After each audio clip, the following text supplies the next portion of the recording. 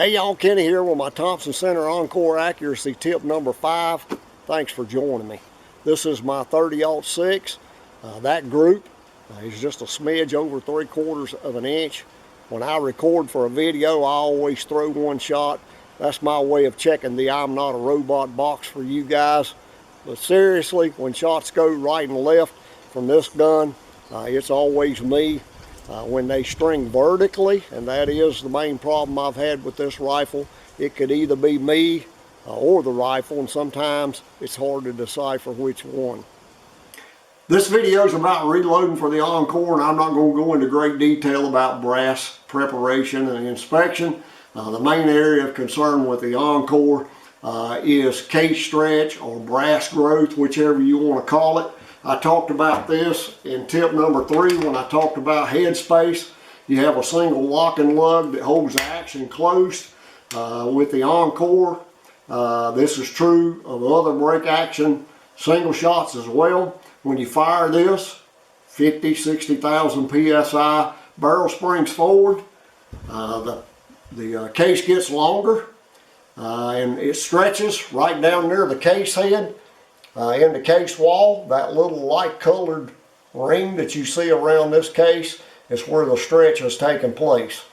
Now, I don't rely on round count to determine when to discard brass. I check every piece every time I reload it. I have this little tool. It's a coat hanger, and I just beat the end flat like a screwdriver blade. Filed a little curvature in it, bent it 90 degrees. And I bent a handle. I just insert this in the case, right at the case head, and work my way around the case wall, all the way around. Now when you fired one piece of brass 2 times, 3 times, depending on the load you're using, you'll feel a little dip. But when you can actually hook this, as I can with this case, inside the case, you're going to have a case head separation, probably the next firing, so discard that piece of brass. This is what a case head separation looks like, and that's bad. So we're full length sizing our brass for the Encore. If you don't, after a few firings, you probably won't be able to close the action. You'll also have accuracy issues from a lack of headspace. Now there are 2 ways to size your brass. One is to size the brass to fit the rifle.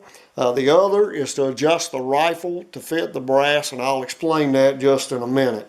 If you're going to size your brass to fit the rifle, you want to start out with your die adjusted so that you're just contacting the shell holder. Then back out about 1/4 of a turn. Then run your brass through the die. Now a little tip here, don't jerk your brass back through the expander. If you do, you'll stretch the neck back out. You want to pull it through there slowly. So once you get it sized, you'll put the brass in your chamber, and you'll use a feeler gauge to measure your headspace by closing the action on the gauge. Now I say 2 to 3 thousandths there. That is my magic number, and I have several reasons for that number. But I'll talk about that a little more here in just a second. If you're going to adjust your gun to fit your brass, then you need to set your die so that it requires a little effort to cam the press over. So that is pretty much sizing according to factory specifications, if your die is machined correctly. So we'll go over to the table and I'll show you what I'm talking about. This is the case I just sized. That was a Lee die I'm using. This is a 3 thousandths feeler gauge, and I have a slight amount of drag there when I remove it. This is a Federal Power Shock factory round. I've used Remington and Hornady. They're all within about 1/1000th of one another. Insert that in, use a 3 thousandths gauge. I have some drag, just a little less maybe than I do with this one. This may be 3.5 thousandths, but they're really very close. Now that's not why I set my die up the way I do. I set my die up that way because you can't get the brass any shorter than you can by bottoming the die out. And so it just gives me more consistency in sizing my brass. I don't have to worry about setting up my die.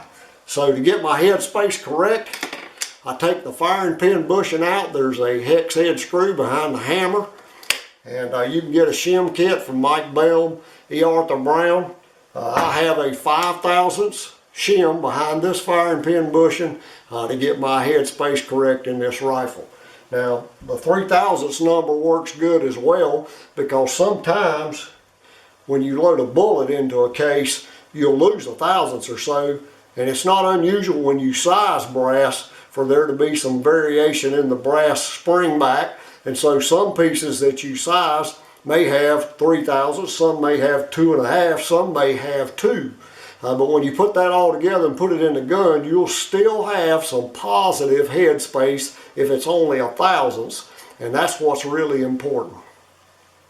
I trim my brass every time I reload for the Encore. I had an experience with that in my 223. I failed to trim evidently a couple times, and one day I went out to shoot some rounds I had loaded, and I blew a primer first shot. And so I fired one more and I blew another primer. It's the only blown primers I've ever experienced in my life. I came back, pulled some bullets, weighed some powder. Everything looked good. I started inspecting the cases, and I saw where the neck had been jammed up in the chamber because it was too long. And so that's kind of scary. So from a safety standpoint, I recommend trim your brass every firing. Once I get my die set up, I no longer use feeler gauges to measure my headspace. Now, I suggested a case gauge in the headspace video. I made my own case gauge, and I just found a drill bit close to the size of the cartridge. I have the 223 and the 30-06 here. I ground the end of that bit to about the same angle as my shoulder, and it doesn't have to be perfect. The shoulder just needs to rest in that drilled out area. You just put your case in this. This is a block of aluminum. You could use a piece of steel. And you take that measurement, and you'll be surprised how accurate that is when you compare all your cases after you've sized them. With respect to primers, I have only one tip, and it's based on the experience I had with the 270 Winchester. I was shooting a ball powder, accurate 2700, double based, and I was using a standard large rifle primer, and I was struggling getting that gun to shoot, and in fact I thought it was me. Every time I shot I felt like I was flinching. So I had the video camera run one day, and I realized that that rifle was actually hang firing. It was so slight that I couldn't tell it. So I switched to Magnum large rifle primers. Problem went away. The 270 Winchester is one of the easiest barrels that I load for. So I use a Magnum primer anytime I use ball powder in the Encore, whether I need it or not. A lot of people will tell you you can hot rod the Encore because of the strength of its action, but I will tell you that if you do, you're going to get really poor brass life. My approach to reloading is to look at factory ammo with similar bullets and see what velocity they load to. So with the 30-06, 150 grain bullet is loaded to 2,900 feet per second or thereabout. The 180 grains will be loaded to 2,700. That is my target velocity. I have found that with all my Encore barrels, I get that velocity way before I get to the max charges for the powders that I'm using. Now I will say that this 30-06 is hard on brass even when I work with factory velocities, which should be well under pressure. I can only get about 3 firings out of a piece of brass, but 30-06 brass is readily available.